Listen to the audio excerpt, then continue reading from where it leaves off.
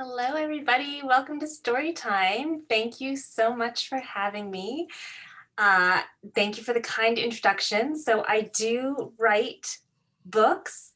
You can see some of them here on the shelf behind me. I have some of them closer so you can see. So I wrote the Layla and the Bots books, and I'm going to be talking about these on Thursday and doing a fun activity if anyone wants to join for that. And then Chris also mentioned my author illustrator debut, which is called Friend Bots. And this one I'm also illustrating. So that's another book that's coming out. But today I'm going to read my picture book, Invent a Pet. And this is one of my kids' favorites, so I'm excited to read it to you today. So Invent a Pet is illustrated by Tidawon Taipinarong, and it was published by Sterling Children's Books. So I'm gonna get started, and then afterwards I'll answer any questions you have. So these are the end papers. Let me try and move my camera because of that glare. Okay, let's see. Okay. Invent a Pet. Katie was an ordinary girl who longed for an extraordinary pet. How about a nice goldfish, her mom asked. Katie refused. A goldfish? Too common. I need a pet that's spectacular, unique. You can see all the pets in the window. And there's Katie. She's not having any of it. One day, she came home to find a strange and magnificent machine in her living room. And then there's this note. Dear Katie, hope this helps in your quest to find an extraordinary pet. Love, Mom. An extraordinary pet. Katie couldn't wait. But where to start?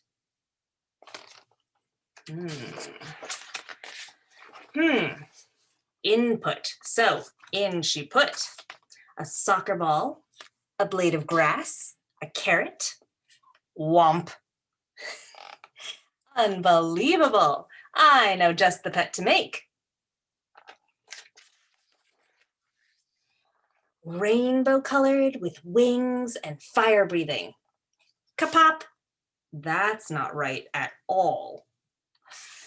Flying, sparkly, and beautiful. Zing. Definitely not. By the end of the afternoon, peculiar animals puttered, slithered, hopped, and flew about the house. None of them were right.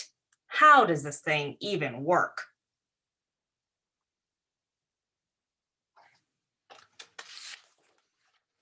Katie came up with a plan. I will figure out what each input does and find the formula for my perfect pet. She started with a new set of inputs, a cushion, a sock, and a banana. A rainbow spotted monkey. Now, what if I just change the first item? Katie replaced the cushion with an armchair, but kept the sock and the banana. Aha! The first item changes its size. Now, what about the second? Katie went back to the original items, but replaced the rainbow spotted sock with a purple pom-pom. It was rainbow spotted before, but now it's purple. Of course, the second item is for color. And the third. Katie kept the first two original items, but replaced the banana with a ball of yarn. Womp. Whoa, the third item changes the animal. But how did I get a kitten? So Katie tried different third items, from shiny to tall to gross. But the animals were never what she expected. I just don't understand. These animals aren't at all like the items I picked.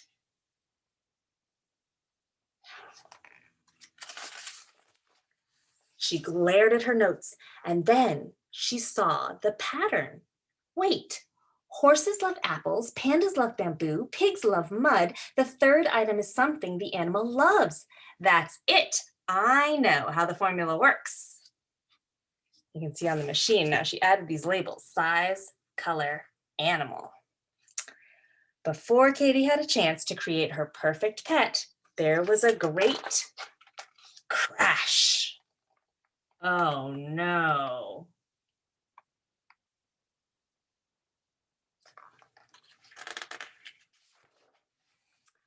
Luckily, Katie wasn't out of ideas. She set up an adoption center in the driveway. The neighbors were thrilled to take home her unusual creatures. In no time, the town was covered with extraordinary pets. There's that rabbit again. That's my kid's favorite. After everyone had gone, Katie rushed to her machine. It was finally time to create her perfect pet. But then she stopped. There was one final problem. Rainbows are everywhere. Wings seem so common. What is the perfect unique pet for me now? Suddenly, she knew. An apricot, a tangerine peel, a glass of water. Pshoop! There it was, her beautiful little tangerine-colored goldfish. Perfectly extraordinary.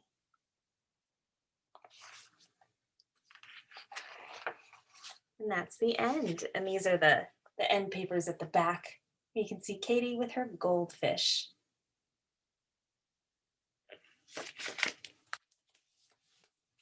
And that's Invent-A-Pet.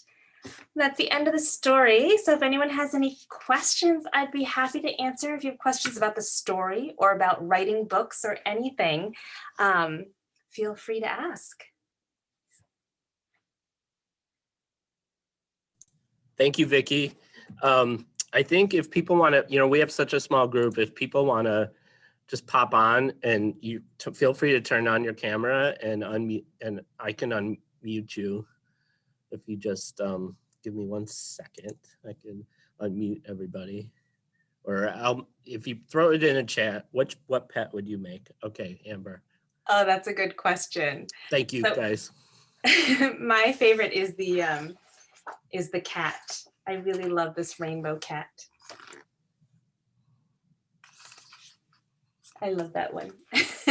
My kids love the bunny though. The bunny is their favorite. The green, super round bunny. Where is it? Here. This one's their favorite.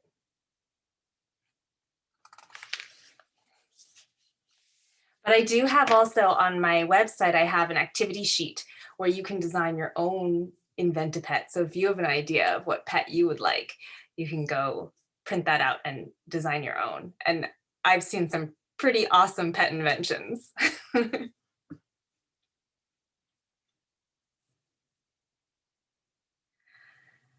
What was the inspiration for this story? That's a good question.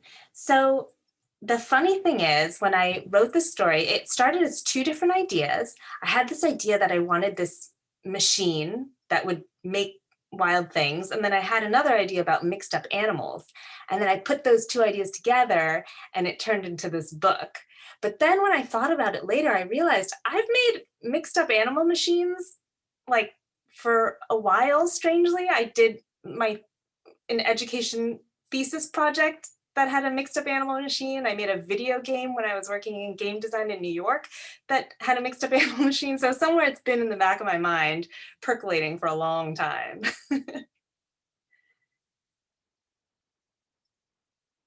I see another question. Are you still working in tech and writing?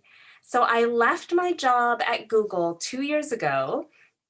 And so I haven't gone back to the tech world. I still do product design sort of on my own. I'm working on some stuff, but now I'm just writing and illustrating. So I just, as I mentioned, my illustration debut comes out this summer. And then I'm illustrating a new book that hasn't been announced yet that I'm really excited about.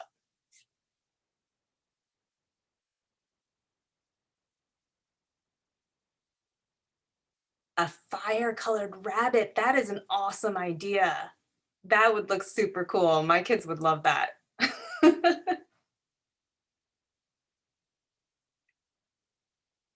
And just on Deb's question also, if people have questions about, design, like working in tech, I'm happy to answer those too. I used to design kids experiences at Google. So we made, cardboard Pokemon robots. We made Disney storybooks that played sound effects when you read them aloud. I invented all kinds of stuff at Google and Intel. Um, are there any places in science where we can find real world examples of mixed up animals? That's a good question. I mean, there are certainly like hybrid animals, and there are certainly animals that look like other animals. Like, what is it? The hummingbird wasp that looks like a hummingbird, but is really a wasp. There's all sorts of cool things in nature. Um, okay, what's easier, writing and illustrating yourself or writing and working with an illustrator? That's a good question too. It's definitely easier time-wise to just write. I did not realize how much time was involved in illustrating until I did it. But the great thing about illustrating is that I can do the whole thing, the words and the pictures together. And I know a lot of you kids are doing that in school, which is really cool. You get to design the whole book. And you're even like, when you staple those pages together, you're even the publisher. You do the whole thing, which is really cool. My son wants to be a writer. What advice do you have for him? Oh, I love that. I'm so excited. Um, so this is what I tell everyone. I think the best thing that I can give you advice on is to read lots of books, because you get lots of ideas and you learn what works and what doesn't work. So just read lots and lots of books. And then the other thing that I like to tell people is to believe in your ideas, because you have a story to tell that maybe only you can tell. So if you don't see anything out there like your story, then you have to tell it. And if you do see things out there like your story, then people want to read those stories. So, believe in whatever it is that you want to tell the story about and go for it. Uh, a blue cat, a rainbow dog. These are great. I want to see some pictures. You guys should draw some pictures. And um, was it nerve-wracking to leave a place like Google to start writing? I would think it might have been a big change. Yes, it was very nerve-wracking to leave Google to start writing. And I sort of dipped my toe. I took a sabbatical for 6 months, which means I said, I'm just gonna do something else for 6 months and then I'll come back. And then at the end of the 6 months, I still hadn't decided whether I would go back. And they said, you're due back in 2 weeks. And I said, I don't know yet, so I didn't go back. And now it's been 2 years, and I think I'm finally feeling like, oh yeah, I don't think I want to go back. I think I want to keep doing this. So for me, I've always just sort of followed what is exciting and interesting to me, and that's worked well for me. So that's what I do. What was your favorite book as a child? Oh, I had lots of favorite books, but the first book that turned me into a reader was Charlotte's Web. I loved Charlotte's Web, and it made me really excited to read more books. I read a ton of Enid Blyton books, which is a British author, and she wrote these adventure stories, which I loved. And then I also love this book called The Little Leftover Witch, because it was this little witch who got lost, and uh, her hair was all tangled and it had all these snarls. And she said, you can't brush my hair because the snarls have magic in them. And I always had snarls in my hair. I still always have snarls in my hair. So I like to imagine that there's magic in those snarls. Okay. Dean asked, what was it like at Google? So Google is really fun, and you get to work with a lot of really creative people. The hard part about Google is it's really big. So sometimes it's hard to get stuff done because you have to like work with so many people. But when you get a team together to make something, um, it's just so exciting because everybody works together and they are so good at what they do. So you just can't even imagine how great the outcome is going to be until you start working together with these other people. And that's one of the themes in the Layla and the Bots books. Layla works with her with her robot band, and they each have a different skill set. So one, Bop is a coder, Boop is a mechanical engineer, and Beep is like a researcher. So they have to combine all their skills. And that's what it was like at Google. Like, I used to think I could do everything myself until I started working with the awesome people at Google and Intel and seeing what you could do when you combine forces with people who are so good at what they do. A big red dog, like Clifford. I love it. Can you talk a little bit about your writing process? How do you generate ideas? Oh, that's a great question. So, um, with my ideas, they come at all sorts of times. Uh, but I do also, I write the same way that I design products. So I do a lot of research, and that's when I talked about reading. So I do a lot of reading and ideas come to me. And as soon as an idea comes to me, I write it down on a list. And I have this list of ideas that just goes and goes and goes. And then every once in a while, I'll go back to the list and I'll read through the ideas. And usually for me, it actually ends up that two ideas click together. And then I think, oh, there's a story. And that's usually how I work. So I told you about Inventipet being about a machine and mixed up animals and those two ideas coming together. Layla and the Bots, it was originally just about robots. And then I started reading all these chapter books and I thought, oh, wouldn't it be fun if there were a girl who was in a band with the robots? And that's how it turned into Layla and the Bots.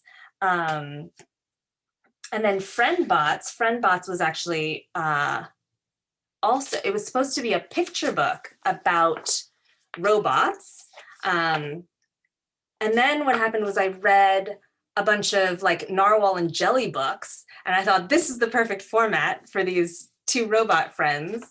And so that's how Friend Bots came about. So usually for me, they're like in the back of my mind, and then as I read, I get ideas and they come together.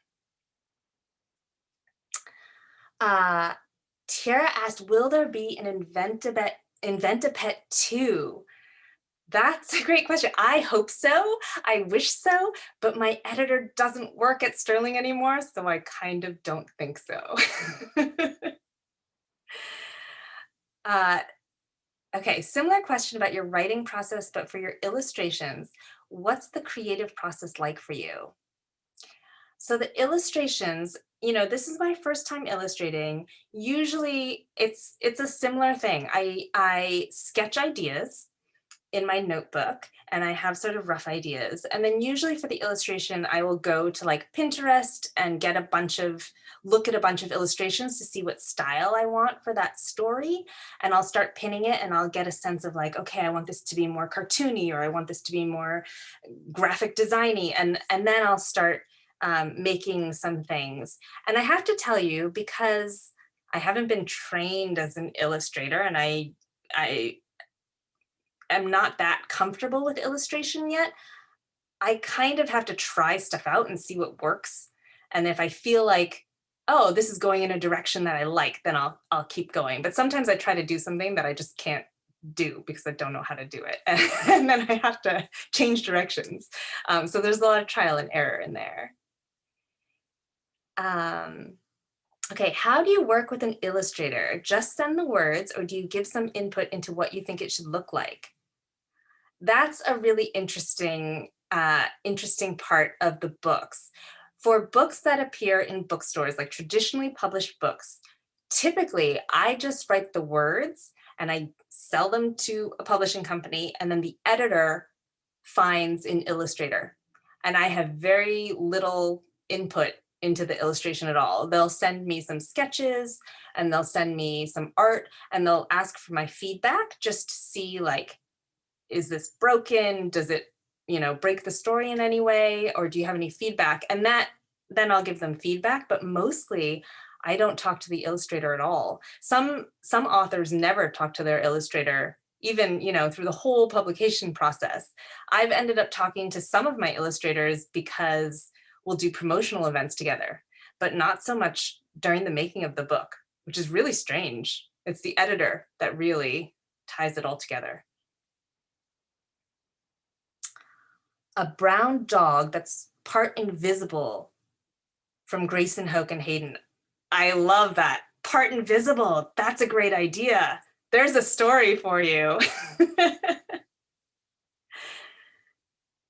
I think, unless anyone has any more questions, I think I got to all of them. I'm in the middle of typing one, Vicky. Hold on Okay. 1 second. I don't know, or I should unmute.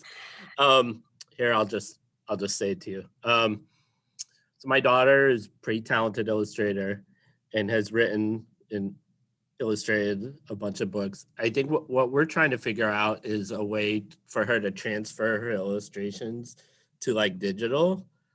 Because, you know, we're not trained as illustrators or anything like that, but trying to support her getting her work in a digital format. She uses Scratch at times, but to do a lot of her work, and it comes out really good, but I'd love to find a way. Do you have any ideas? Yeah. So, I mean, one, you can scan it in, but then it's just, you know, the flat, whatever. But the way that I work to get my work in digitally, there's two things that I do. One, I have a Wacom tablet. I'm going to try and lift it up. Okay. So this is a tablet, and you can see yourselves on there. And it has a pen. So that's how I do a lot of my work for FriendBoss, is I draw on here. And it's nice because you can change, if you use Photoshop, you can change all the brushes, and you can do a bunch of stuff on there. And the other thing that I've just started doing is using Procreate on the iPad, which is a fantastic drawing application for the iPad. And I have the pencil, the Apple Pencil. I forget what it's called. Maybe it's just Apple Pencil. And I found that to be really a great drawing experience for a digital drawing experience. So those would be the things that I recommend. That's awesome. I'm so excited that she's doing that. Tiara, can you please write chapter books? Do you write chapter books? So everyone's on the same wavelength. So Layla and the Bots is an early chapter book. So they're similar to, if you know, like Owl Diaries or Diary of a Pug. It's the same publisher. So they're like fully illustrated, but they do have chapters in them. And then other than that, I have not written like a straight chapter book, but I'm going to recommend one. So when I have friends that I write with, critique partners, and we read each other's work. And so my critique partner just published this book, and it's called The Wish Library. And these are really fun because basically it's these kids and they find a library full of wishes, and you can check out a wish. And so I recommend that. They're really fun. This is the first book, and there's going to be at least 4 of them.